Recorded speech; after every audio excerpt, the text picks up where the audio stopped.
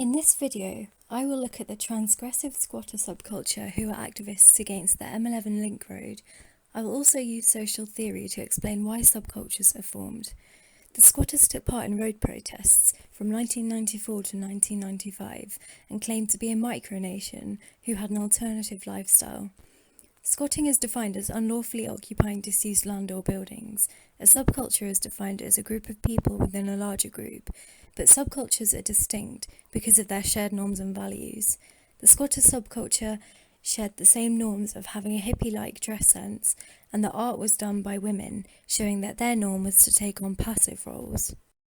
Values are a bit deeper than norms, and in this particular subculture, they shared the same liberal politics and drive to save the land under threat for the construction of the link road. The plan to construct the link road was in an effort to decongest London traffic. When they were first introduced, in 1960, the general public fell out of the idea of the plans because of the need to knock down homes and community spaces that were in use. However, in East London in 1980, urban decay had affected a huge portion of the land that was needed for the road to be built on. Most people were now in favour of the buildings being demolished. In contrast to the norms of society, a group of squatters saw urban decay as an opportunity to have a roof over their heads. The protests kicked off when buildings began to be demolished by the government across communities in East London in order to make way for the new road. The area was rich in artists, creative activity, and squats. Environmental protest during this time was a fusion of green thinking, rave culture, art, and civil disobedience. Benefit raves were organised to fund the protests, which took place across the country, and one of the most famous protests took part on a colourful and creative street called Claremont Road. On Claremont Road, all of the houses except for one was occupied by squatters. Number 32 was occupied by a 92-year-old lady, Dolly, who'd lived there all her life, and she said that the squatters are not dirty hippies, they're the grandchildren I never had. The squatters named a watchtower after Dolly, which was used to observe oncoming threats such as bailiffs or the police. You can see the watchtower in this picture above the nets. These dangerous nets were made by the squatters in order to escape being taken away by bailiffs. One woman was dragged away so brutally that she lost her shoe and had to walk home to Brighton by herself. She was not in the subculture, but she took part. Although the protests began with squatters, the Dongers, who were a middle-class subculture of environmentalists who joined in with road protests in the UK, joined forces with the squatters, and one woman who was living there since 1956 remembers them coming along, and she describes them all as intelligent, mostly doctors or professional lawyers. She says that she remembers feeding them and talking to them, and she even joined forces with them. It wasn't just squatters that were part of this subculture. Many people joined in, and they also appreciated the art and culture that came along with it. Why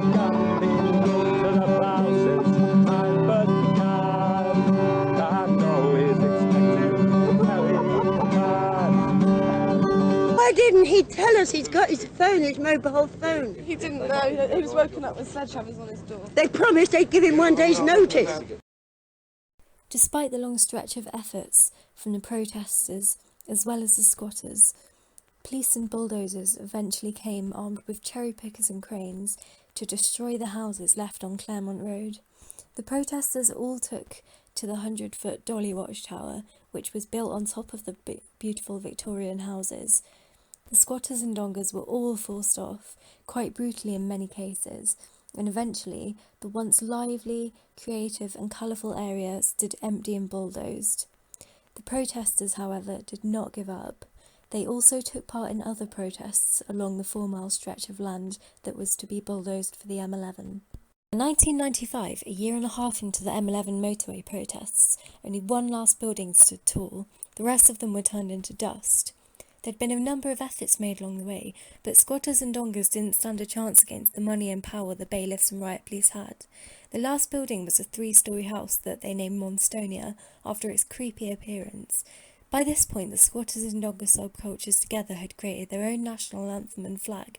They considered themselves a micronation, but some people pointed out they still claimed benefits from the same system as the rest of Britain, so they were still part of the mainstream culture. To avoid being evicted, they made sure 30 people were in the building at the same time. Since at the time, the law said that a group of 30 squatters occupying a building meant that bailiffs did not have the power to evict them. Squatters took it in turns to occupy the building, since the water and electric was cut off by authorities. More than 150 police, security guards and bailiffs were used to remove 60 squatters from inside of this house. That's more than 2 against 1. Luckily, the traffic was so bad on the morning of the eviction that they got a heads up. The squatters had time to prepare themselves, and they had time to set up a roadblock made of rubbish, shopping trolleys and kitchen units that were left over from gutting the entire house. The squatters then drew up the drawbridge to the house, which was the only thing creating a link between the land and the door of the house because of the moat that they had dug themselves. When the police and bailiffs finally arrived, they were faced with the difficulty of each window having been boarded up by the squatters, and they tried to gain access through the door, but they spent hours trying to get to the first floor. They had to dig through heaps and heaps of rubbish that the squatters had placed there to prevent access, and many hours later, the authorities managed to get to the first floor, but only to find that the squatters had fled to the second floor and left a second lot of rubble and rubbish there, which filled the stairs, and it took police a total of an hour to get through. I think the campaign has been wildly successful. I think it's just been legendary.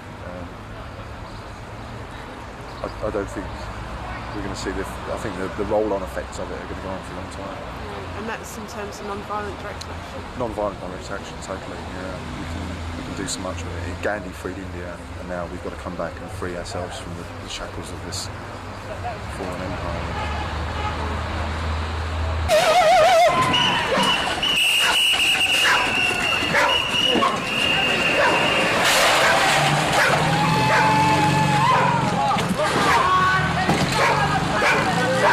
When police got to the second floor, the squatters had fled to the roof and 10 had actually chained themselves to steel chains embedded in concrete.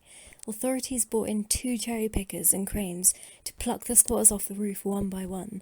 Drills and generators were brought in to cut the protesters that were chained to the roof off, and all the squatters eventually got taken down. The last squatter on the roof stayed out for hours, even though he must have been absolutely freezing. London police deemed the siege a success, even though it cost over £2 million.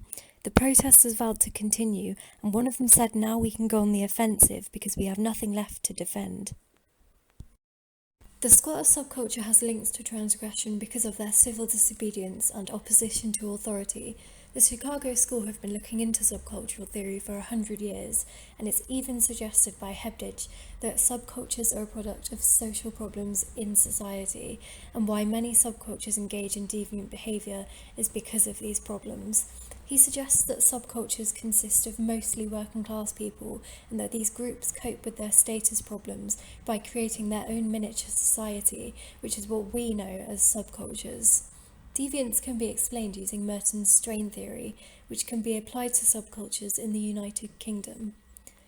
Merton's strain theory explains that Americans are all led to believe the American dream, where the idea of success and wealth is tangible for everyone. But this is not the case.